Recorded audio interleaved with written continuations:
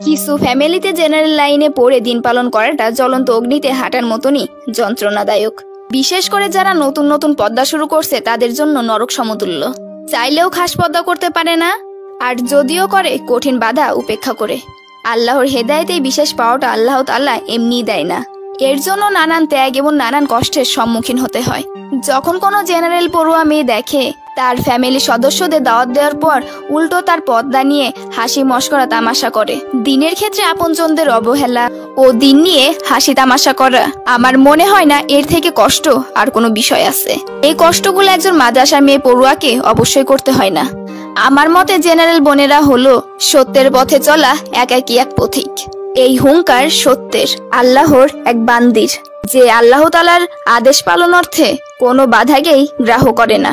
কোরআন সহিশুদ্ধভাবে পড়া শিখে নিজের উদ্যোগে, এমনকি হাদিস এবং অন্যান্য বিষয়গুলো শিখতে হয় নিজের মেহনতে।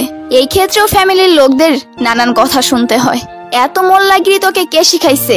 একেবারে স্বর্গে চলে যাবে। কোন ভূত চাপছে কে জানে, নতুন কাহিনী শুরু করতে বস্তার ভেতর ঢুকছে।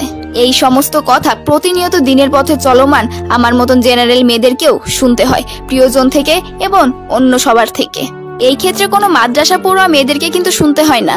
দিন পালনের এই কঠিন লড়াইটা কোনো মাদ্রাসা মেয়েকে করতে হয় না। কি নিদারুণ অবহেলা আমাদেরকে করা হয়। মাঝে মাঝে চোখে জমে থাকা জল আল্লাহর দরবারে ঝরে পড়ে। অস্ত্র হাতে ময়দানে লড়াই করার নামই জিহাদ নয়। একজন জেনারেল পড়ুয়া মেয়েকে জিহাদ করতে হচ্ছে দিন পালনের জন্য। ইসলামকে মানতে গিয়ে ফ্যামিলির সাথে, প্রতিষ্ঠানের সাথে, পরিবেশের সাথে, বন্ধু বান্ধব, সমাজের সকলের সাথেই তাকে লড়াই করতে হচ্ছে, নানান ত্যাগ স্বীকার করছে। এটাও জিহাদের শামিল।